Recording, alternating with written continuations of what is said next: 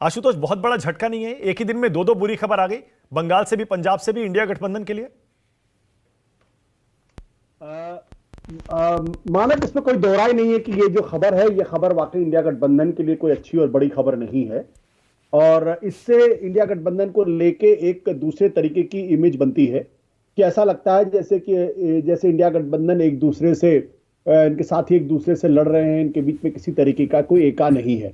ये पॉलिटिक्स है, ये पॉलिटिक्स ऑफ ऑप्टिक्स है। लेकिन और भारतीय जनता पार्टी इसका फायदा उठाने की कोशिश करेगी और लोगों तक पहुंचाने की कोशिश करेगी कि ये लोग कैसे देश के सामने एक विकल्प पेश करेंगे जब वो खुद एक दूसरे से लड़ते रहते हैं और एक दूसरे के साथ नहीं आ सकते। ये तो जो आज की तस्वीर है उसके बारे में मेरा कहना है। लेकिन मेरा एक साफ तौर पर यह मानना यह है कि कोएलिशन पॉलिटिक्स में इस तरीके की दिक्कतें आती हैं जहां ब्रिंकमैनशिप होती है। और अगर आप पिछले दिनों अगर आप ध्यान रखें तो आज ममता बनर्जी ने जो रिएक्ट किया है, उनके लिए वो रिएक्ट करना जरूरी था।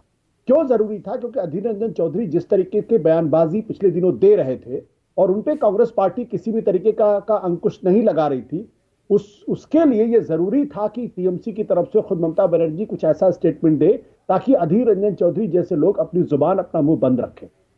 और लेकिन इसलिए मुझे लगता है कि जो कांग्रेस की तरफ से जो जयराम रमेश की तरफ से जो प्रतिक्रिया आई है या किसी वेणुगोपाल की तरफ से जो प्रतिक्रिया आई है, वो दरअसल उस डैमेज को कंट्रोल करने की कोशिश है।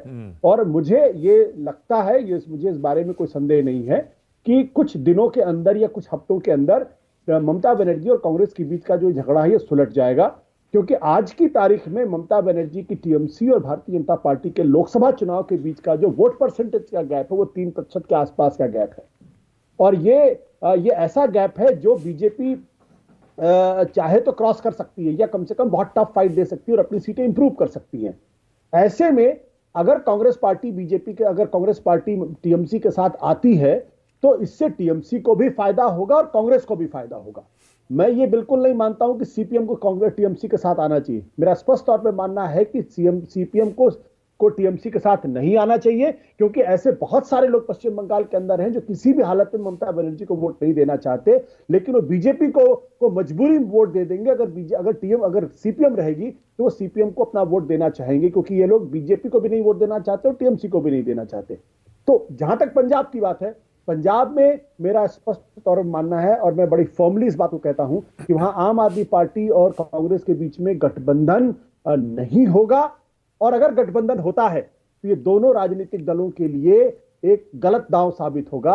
अपोजिशन का स्पेस पूरी तरीके से खाली हो जाएगा और उस स्पेस को अकाली दल भरेगा और बीजेपी उस पर सेंध लगाएगी, जिससे लॉन्ग टर्म में कांग्रेस को भी नुकसान होगा और आम आदमी पार्टी को भी नुकसान होगा। तो दिल्ली में गठबंधन हो सकता है, गुजरात में गठबंधन हो सकता है, एक दो और छोटे छोटे राज्य गोवा में गठबंधन हो सकता है, लेकिन पंजाब में गठबंधन करना राजनीतिक तौर पर दोनों पार्टियों के लिए आत्महत्या करने जैसा फैसला है। ठीक है आशुतोष, इसी वेणुगोपाल ने कह दिया और ये हम सबको पता है कि लेफ्ट के साथ गठबंधन केरल में नहीं होने वाला। हो सकता है वहां फ्रेंडली फाइट हो, आपस में लड़े, जो जीते जीते। उसी तरह पंजाब में भी हो जाए, फ्रेंडली फाइट हो जाए, जो जीते वो जीते।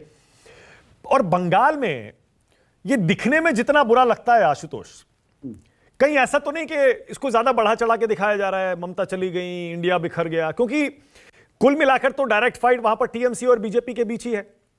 अगर वहां गठबंधन नहीं भी होता है, भाई हो सकता है कि कांग्रेस पार्टी जैसे कह रही है वो मना ले टीएमसी को अगले कुछ दिनों में।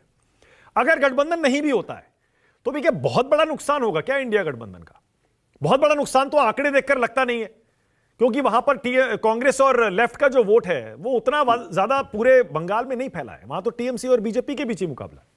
देखिए मानक, अगर दोनों के बीच में खटपट नहीं होती तो आप इस पर डिबेट भी नहीं करते, उस पर खबर भी नहीं बनाते।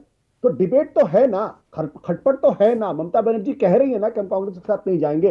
किसी गोपाल को बयान देना पड़ा ना, या जयराम रमेश की तरफ से बयान देना पड़ा ना। हाँ, इसीलिए मैं कह रहा हूं ना, अगर नहीं हुआ गठबंधन तो दोष दे सकते। हाँ। लेकिन ये जो आज की तारीख में इंडिया गठबंधन के लोगों को एक बात समझनी पड़ेगी कि उनका मुकाबला भारतीय जनता पार्टी, नरेंद्र मोदी की भारतीय जनता पार्टी के साथ है, जो छोटी सी भी घटना को बहुत बड़े नैरेटिव में तब्दील करने की काबिलियत रखते हैं। और ये मैं उनकी तारीफ में कह रहा हूं, मैं उनकी बुराई नहीं कर रहा हूं। और ये किसी भी राजनीतिक दल का ये मकसद हो सकता है कि किसी भी अपनी विपक्षी पार्टियों को की छोटी से छोटी गलती को बड़ा करके लोगों को समझाने की कोशिश करे कि जो आपके सामने विकल्प पेश करने की कोशिश करे वो खुद आपस में लड़ रहे हैं। आप सोचिए कि अगर ममता बनर्जी कल कांग्रेस के साथ गठबंधन नहीं करती और फाइनली ये तय हो जाता है तो अखिल भारतीय स्तर पर क्या परसेप्शन जाएगा? एग्जैक्टली ये परसेप्शन जाएगा ना कि ये तो आपस में लड़ते रहते हैं। जब ये बंगाल में एक साथ नहीं आ सकते तो देश के स्तर पर क्या साथ आएंगे? तो उस परसेप्शन से ममता बनर्जी की टीएमसी को भी भारी नुकसान होगा और कांग्रेस को तो नुकसान होगा ही होगा। अब लेकिन बताइए, कांग्रेस ये कह सकती है कि 2 सीटें मेरी पक्की रहती, मालदा के आसपास की सीटें हम वहां बिना ममता के लड़ पाएंगे। लेकिन हर विधानसभा के अंदर या हर लोकसभा के अंदर कुछ प्रतिशत कांग्रेस का वोट है और अगर वो कांग्रेस और टीएमसी का वोट मिल जाएगा तो आसानी से 45-46% वोट हो सकता है लोकसभा के चुनाव में। लेकिन अगर वो नहीं मिलेगा तो फिर बीजेपी जो आज की तारीख में ऑन द लोकसभा चुनाव की बात कर रहा हूं, विधानसभा चुनाव की बात नहीं कर रहा हूं, लोकसभा के चुनाव में जब नरेंद्र मोदी प्रधानमंत्री के उम्मीदवार होंगे वो मुद्दा होंगे तो ममता बनर्जी के लिए अकेले चुनाव लड़ने पे दिक्कत पैदा होगी और हो सकता है अकेले चुनाव लड़ने पर बीजेपी की सीटें 2019 की तुलना में बढ़ जाएं अगर अकेले लड़ती है तो। ओके।